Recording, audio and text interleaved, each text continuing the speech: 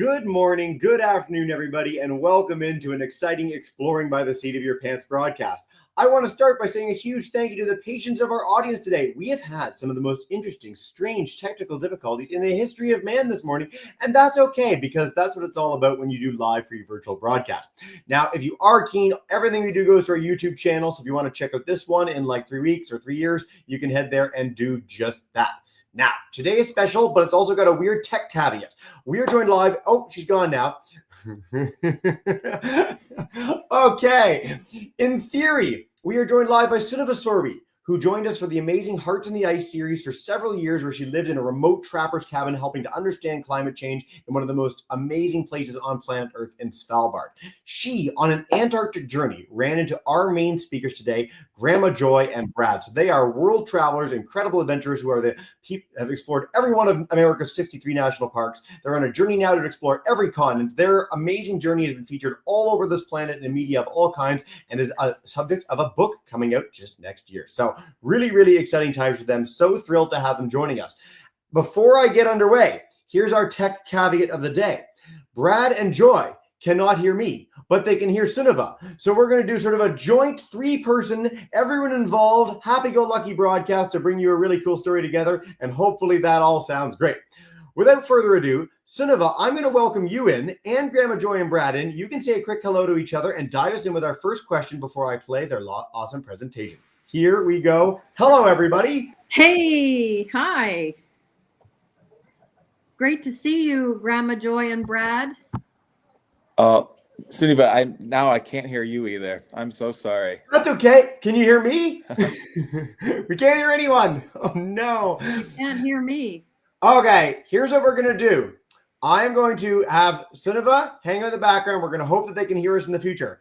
Brad and Joy, I'm going to play your presentation, and you can walk us through it. So we are going to do the talk. Right. Just walk through it and tell me to go to next slide. All right, together, we're going to make this work. Check the chat. I'm going to leave them up. We're going to dive in with the story, and hopefully we get some great questions. Well, thank you very much for having us. We're so excited to be here. Before we were U.S. National Parks travelers, once upon a time when I was a 2.5-year-old boy, I was on a road trip to Canada with my Grandma Joy. And this was actually my earliest memory when we were in Indiana Dunes National Park a few years ago, and we were sitting on the shores of Lake Michigan watching the seagulls fly around. It struck a memory in my head, and I asked her about it, and I said, do you remember when we were on that beach with all the seagulls circling, and you threw some breadcrumbs on the sand and all the seagulls touched down? And she said, how did you remember that? You were only 2.5. And it made me doubt it for a second, but the memory was so vivid in my mind because that was my I call it my first taste of joy. And when I looked it up, they say that when you're 2.5, that's when oftentimes you can start forming memories that you hold on to. That's when your earliest memories are formed. And, that really planted a seed in my brain when I was very young. You said you couldn't believe I remembered that, right? Right. And yeah, that really set me on a path to always want to be immersed in nature. And I eventually became a wildlife veterinarian, and I owe so much to her. And, our relationship started out so beautifully. We were very close when I was a kid. And then when I was in college, my parents went through a really sad divorce, and our family became divided for a while. And I didn't speak to her for almost 10 years. And then after I hiked the Appalachian Trail in 2009, I reached out to her, and we started to reconnect hiking in a local park where she used to take me when I was a kid. And I asked her, if she had any unrealized dreams in her life. And she told me that she regretted that she had never seen a mountain. And so that was really where that's where the seed for what became Grandma Joy's road trip was planted, because I thought she's in her 80s. She's hardly been out of Ohio, save for a few road trips to this fishing camp in Canada when I was very young, and some winter road trips to Florida with my grandfather while he was alive. And so when I was in vet school, I asked her if she was interested in going on a road trip with me to see her first mountain. And you can go ahead and go to the next slide. And she there were a lot. She was 85 at the time, and I think that there were a lot of grandparents who might have said, are you kidding me? Why don't you ask somebody your own age? But instead she said, what time are you picking me up? And you can see what this is like a little window into that first road trip. On the left, you can see her inside that tent. That was the first night she'd ever been camping in her life. She was 85, had never slept in a tent. And then the next day, the rain stopped and the fog lifted, and we ended up climbing a mountain together up to the Alum Cave Bluffs in Great Smoky Mountains National Park, which is partly in Tennessee and part of it is in North Carolina. And that road trip, I went back to vet school a completely different person, because I realized that I had been so stressed out about my life in vet school. And just when you're away from nature for that long, and when you're away from family that long, you forget what's really important. And this road trip reminded me what life's really all about, which is, making memories with the people you love while they're here. And so after I graduated from vet school and I was working in a small animal hospital in New Hampshire, I was really going back to this road trip over and over again in my head. And I just wanted so badly to recapture some of that magic. And I asked her if she thought it would be possible for us to hit the open road and go out for a month. And the more I researched the U.S. national parks, the more hungry I became, and more obsessed, I should say, by this idea that we might be able to actually go to all the national parks. And once again, she said, might as well give it a whirl. I've got nothing else to do. And so if you go to the next slide, our second national park was Badlands National Park in South Dakota, and this was the first morning that we arrived, and this was the first stop on a 28-day road trip around the lower 48. And in that time that we weren't when I was working in my first job in New Hampshire, and after we'd done the Smokies, I just thought, she has so much more life left to live. And as good as it felt sleeping in that tent that night and climbing that mountain with her, I imagined how great it would feel if she could watch Old Faithful, that famous geyser in Yellowstone, go off, and what it would do for my heart if I could see her looking up at a massive ancient redwood tree in California, and to get up early and watch the sunrise over the Grand Canyon. Next slide. And and one by one park at a time, our relationship continued to heal.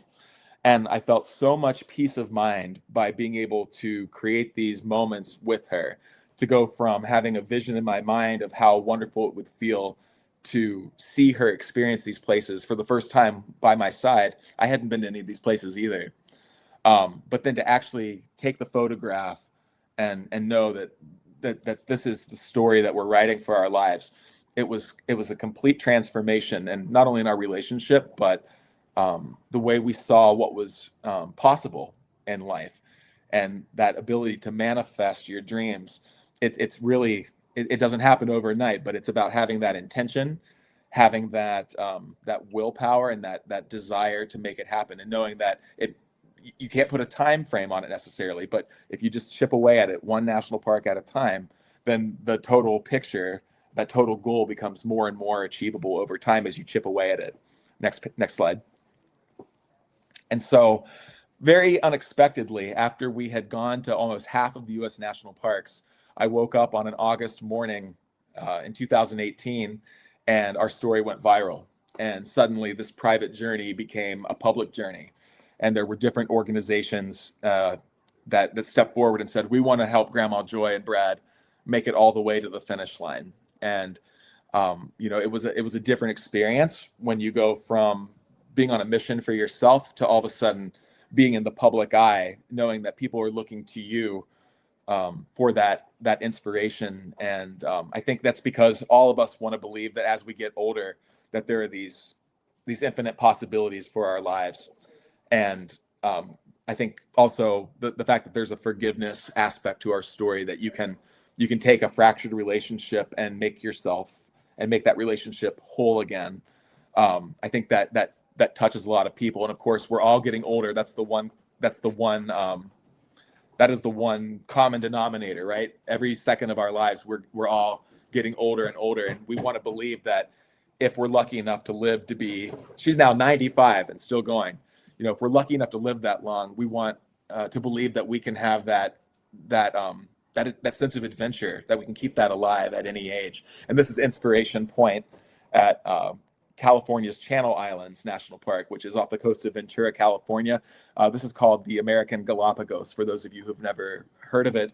And all the species that live on these islands are found nowhere else on Earth. They're endemic to these islands. Next slide.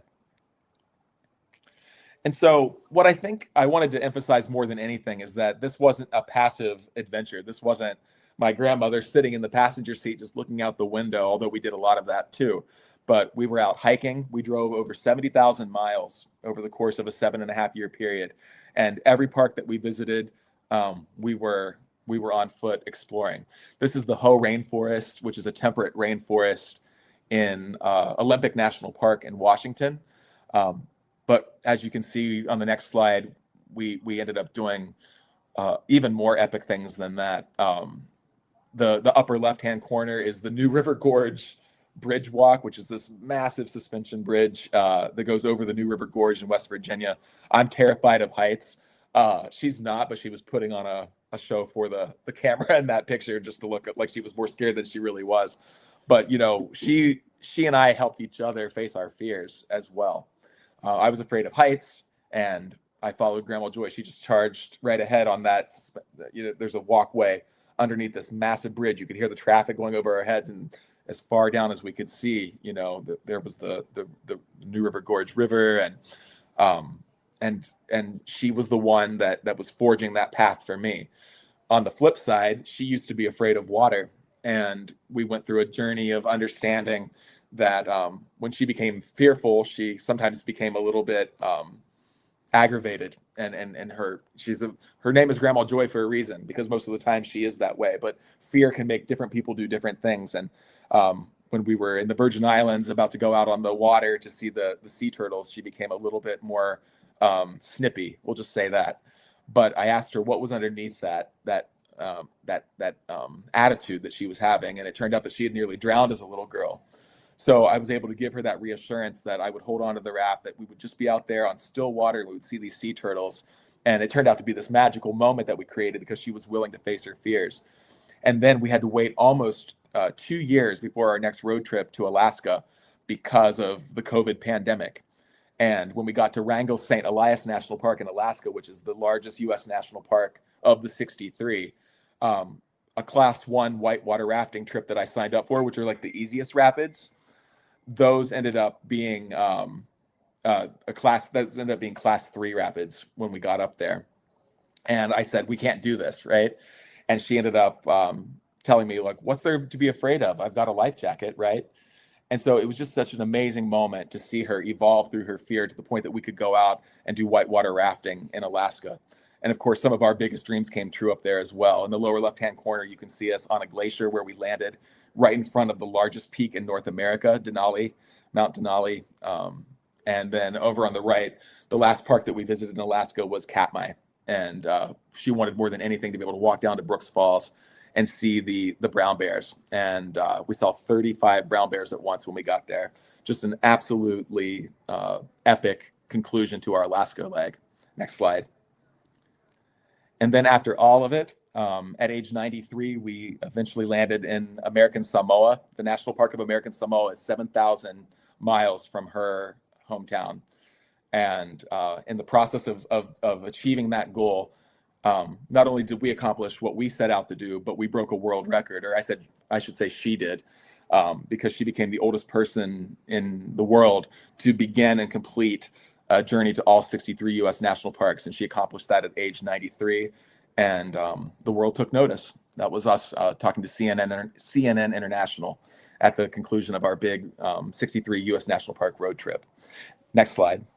And after that was over, we were in Samoa. We were in American Samoa, so we just flew across the international date line, and we got to visit Samoa. That was our first official country that we visited, which is part of Oceania. And then her A lot of people that follow us on Instagram said, where are we going next? Because we don't want this journey to end right now. You've done the 63 U.S. national parks. What's next? And so we talked about it, and we decided that we were going to try to do the 7 continents. And so far, here's where we've gone. Next slide. We've been to Africa. So this was our trip to Kenya. And next slide. And we thought it was cheating just to say that we'd been to North America, having not left the United States. So we've been to Niagara Falls. We took a Rocky Mountaineer train from Vancouver to Banff National Park in Canada. Next slide. We've been to 3 countries in South America. I told you about the American Galápagos, and we've also been to the actual Galápagos Islands in Ecuador. We've been to Argentina. We've been to Chile. She's been able to see the Andes Mountains, and we went all the way down to the southern tip of Argentina, where we boarded our ferry for Antarctica. Next slide. And that's where we met our friend Sunniva, who so generously invited us to be a part of this conversation today.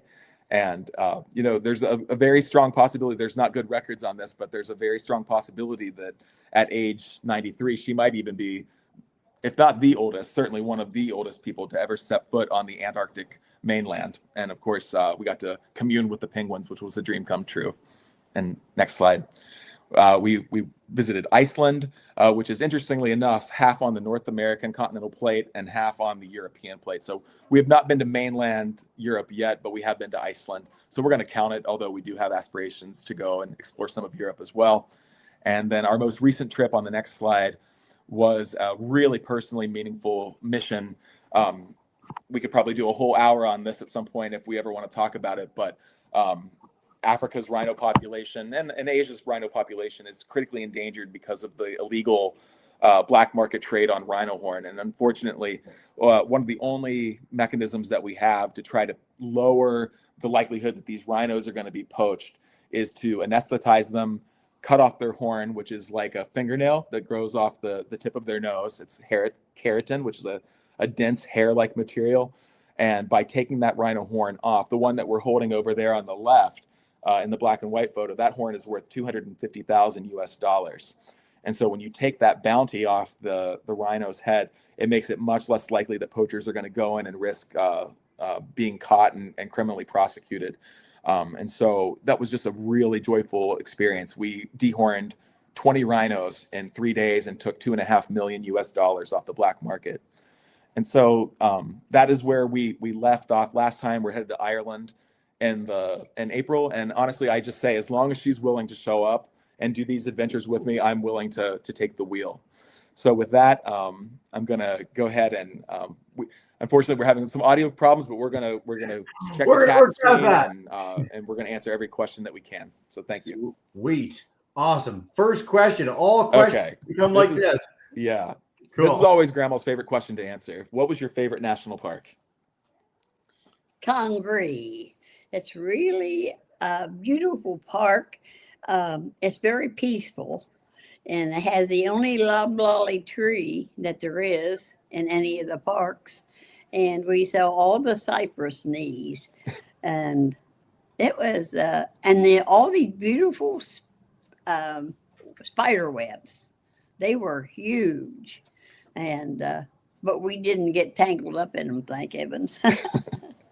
But it was a beautiful park. So nice. All right. Did you face any challenges when climbing the mountain? All right. So they wanted to know if you found it challenging climbing that mountain when you were 85. Nope. We just had fun. We met a lot of nice people going up, and we met a lot of nice people coming down. So and I've learned a lot along the way about what it takes to make sure that we can do these kind of missions. When you're older, you have to take more breaks. You have to go at a slower pace. But I learned that there's a lot of advantages to slowing down. If you're always in a hurry, sometimes you miss the beautiful insects and the colors of the lichen and the moss and things that you're looking for the big picture at the top of the mountain. But there's so much beauty along the way. If you slow down, there's a lot more to appreciate. Great message. From Sunniva, I'm going to bring this up. They wanted to know this. Can you hear me? Okay. Yeah. So Can you hear me, Yeah, Brad? Grandma, the question here is about when the world is telling everybody that you're oftentimes too old to have an adventure. It's kind of surprising to people to see somebody who's 85, now 95, still adventuring. So what is it inside of you that makes that possible? Well, I just figure we'll show them up, show what this old people can do. And I'm lucky to have good health. A lot of people have problems like diabetes and things like that. But I decided to keep on trucking as long as I can. And what would you say to someone who feels the pull to like they want to explore, but they doubt whether they're ready enough? Maybe they think they're too young. Maybe they think they're too old, not brave enough. What do you say to that? You'll never, if you don't take the first step, you'll never know until you start out. And every park has some place that you can go if you're handicapped or not. You ask the guide and he'll tell you where to go. So cool. Awesome. All right. Do you choose the destinations together? So, what we've tried to do is figure out, like, when we're in a certain part of the country, what are all the things that we can do along the way. So we have, like, usually in the past, it was always the national parks were the big picture goal. And then we would look and say, hey, what do we want to do along the way? So we would look, we carry an atlas because so often when you're in these remote parts, even in the United States, a lot of the national parks are in parts of the country that don't have great cell phone service. And so if your GPS gets disconnected, then you're completely lost. So we just did it the old fashioned way. And we had a Rand McNally atlas in our hands. And that way you can kind of look and see, well, we'll just go to where the green areas are. We'll avoid the main highways and we'll just drive through this national forest and this state park. And so that was collaborative, that part. Cool. Awesome. All right. What do you do when you're just at home together? So what do we do when we're home? Oh, we're out climbing the parks out to the, there's a park right outside of our little town. And it's got hills and dales. And so we go and climb them. So yeah, nice. we try to get out and hike as often as we can. And we're lucky that Ohio was flattened by a glacier. Yep. Many thousands of years ago, and fortunately the hilly part, that's the part in the southern part of the state, is where we live. So we actually do have some. It wasn't as challenging as some of the mountains that we've seen out west, of course, but I think the most important thing to understand, because we're here to talk about age as hopefully not a limiting factor. Yeah. And I would say that so many people see her today and she's standing very tall. She's not hunched over. And we're out hiking at age 95. And people ask, like, what's the secret? And I think the truth is that it was a matter of getting out there every day and just pushing through the pain. You have sore knees, right? You have sore knees? Yep. Sore hips?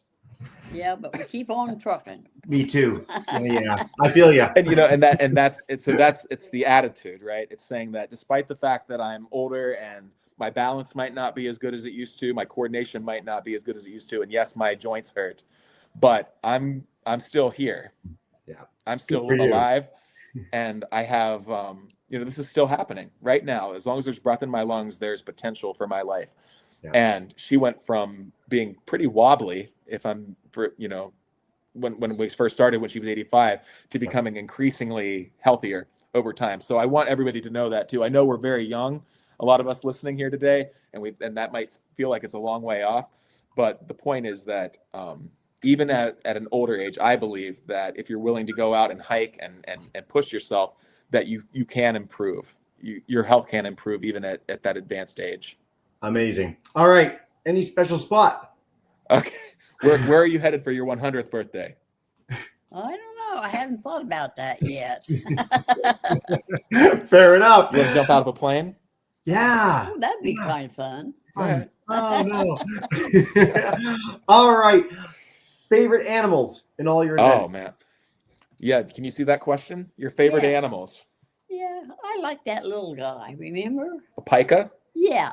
Tell them about the pika. Oh, he's just about yay big, but he's an industrious little fella. He was gathering up all these scraps of grass and stuff and taking them back to his little hut where he was to have for winter time. Yeah, So, it's the only mammal besides people that make hay. oh, They gather the grass and dry it and make their little hay bundles, which is really fascinating. Cool. But isn't that amazing that she's seen brown bears and moose and these gargantuan mammals, and she's most endeared to the tiny little pika? Yeah, they do. They're really. Yeah. So that was in Rocky Mountain National Park in Colorado where we saw the pika. Huh. Any other times you were afraid on the adventure? Okay. So what about that? Any times you were afraid? well, when we was going on the mountain when the road looked like about 3 inches wide, yes. Tell them about that. Oh, man. And it was like 2,000 feet to the bottom. And he doesn't like it. I said, look, it's 2,000 feet down there. He said, Grandma, don't do that. Don't tell me. He doesn't like heights. She would tell me that the cars looked like ants from where she was peering over on the side. And I said, are we like 1 millimeter or 3 millimeters from falling off this cliff? It's terrifying. Yeah, and then here come a car the other way. Boy, that wasn't something. I'll tell you that. So, Oh, brother. We hung on for dear life, I'll tell you. Rowan wants to be like you. Well Rowan, done. one of the students who's listening says he wants to be like you. Well, great. Come on, we'll have a great time. Come along for All the right. next ride. Biggest dream destinations. Okay. What's the place you most want to go? To Ireland. Ooh. And the second why? place I wanted to go, I wanted to see the bears flip the feast. So I got to see that. So I've always read a lot of books about Ireland. And I'm just anxious to see it, whatever it is. Yeah, she's not it's not about the Guinness. She doesn't drink beer, so we're not doing that. It's just about, I think we're just gonna have a nice peaceful trip around the island and just appreciate the coastline, appreciate the architecture, and I've heard the people are great. So we're excited about that. And my dream destination, we've been very lucky. I still like being that we want to go to the 7 continents. When I was a vet student, I got to go to Thailand and work with elephants. And I found the culture in Thailand to be so beautiful. The temples and just the color. Obviously, the food is delicious, but the rainforest and the wildlife are so different. And I would love to have her experience that when we finally make it to Asia. And it's such a long flight over there that we'll probably try to couple that with Australia, and then we'll have the 7 continents accomplished. So that's my biggest dream for her. Come on. Fingers crossed for sure. Yeah. What do you eat when you're out on adventure? Okay. We eat a lot of ramen noodles. I'll tell you that.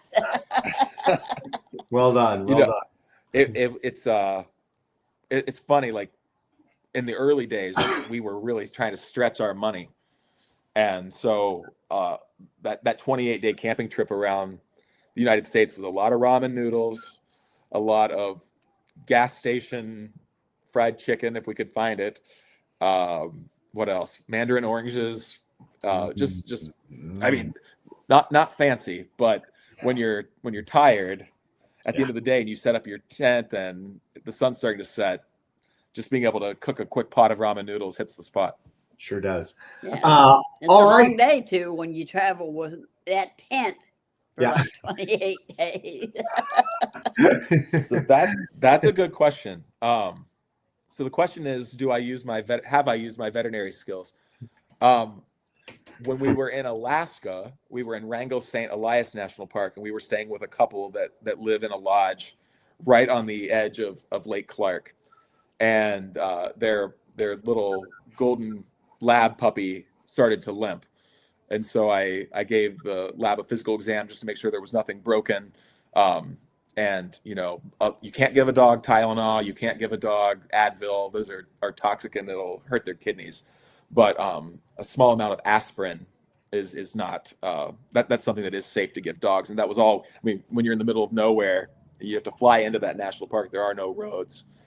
So that was one time I got to help a dog. And when we were in American Samoa, another really remote place, and there are only 2 flights from Hawaii a week, or at least there were when we went a few years ago. And because they don't have a veterinarian on the island,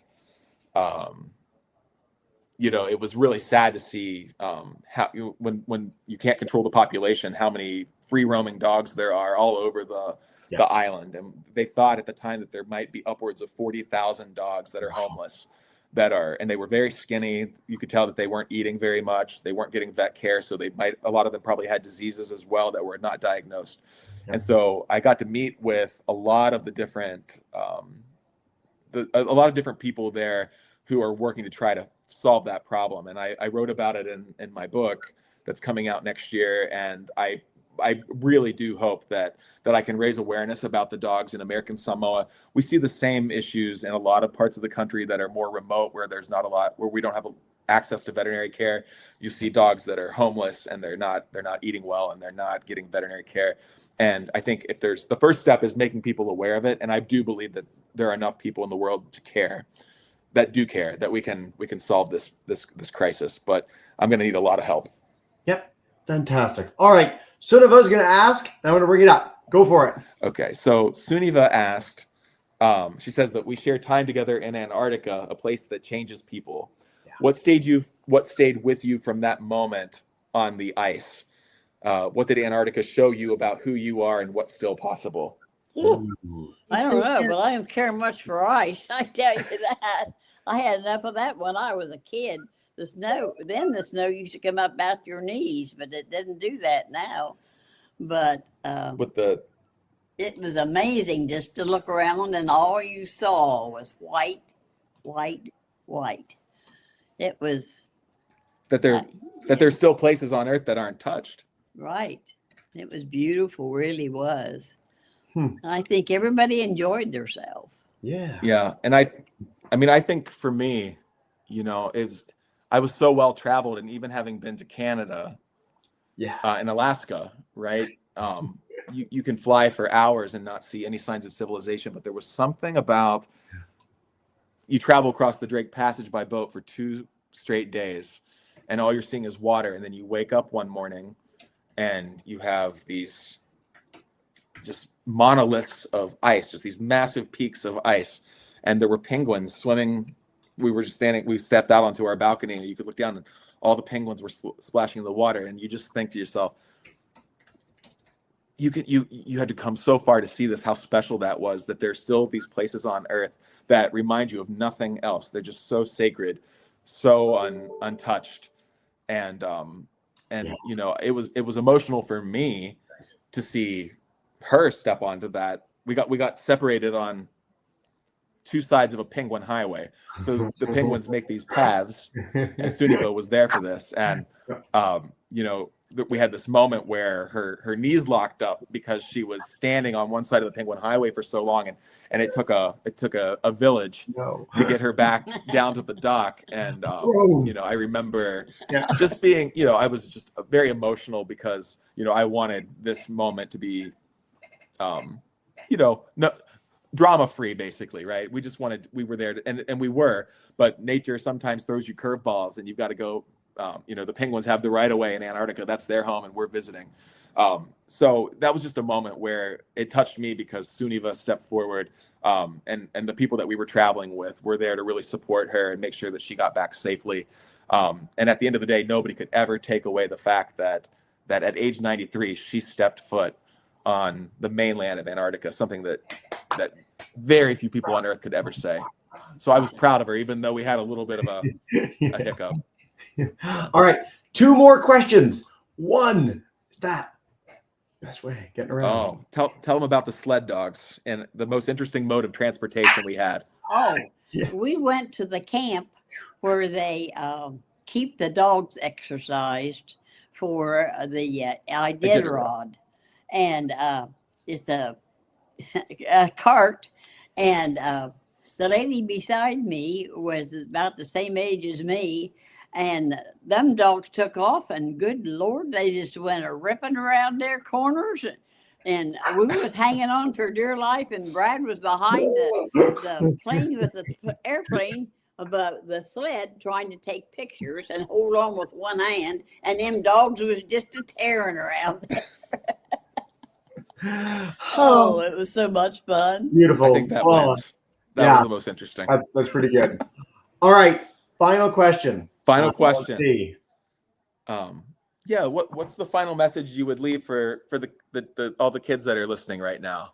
What do you want them to know? Yeah. Never forget your grandma and your grandpa. You think you're young and you're going to live forever, but gradually you're all going to go downhill like us. So always give them an extra hug, and it don't hurt to take them a cookie. And I would say, don't take this time for granted, because life is unpredictable. How much time we have on this planet is unpredictable. And even if you don't think you want to know this information now, there will come a point in your life when you're going to want to know the story. Like, how did your grandparents meet? How did they fall in love? Ask them what they remember about you when you were really young, before you could remember that. And just being able to just honor your own history, honor your own family history, and make sure that you take advantage of that time, whether you're writing a journal. You can record people talking on your phone now, which is such a lovely thing. I spent so much time in the car with her, just asking questions and letting her tell me these stories. And I have all of it on my phone, and even when she's gone, I'll be able to hear her voice, and I'll be able to recall all of this, all these stories about what it was like for her growing up during the Great Depression, and things that you just can't even believe. There are very few people that are walking the earth today that can tell you about that.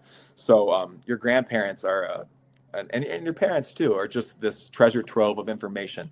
And I would leave you with that piece of advice, to make sure that you don't wait a day too late.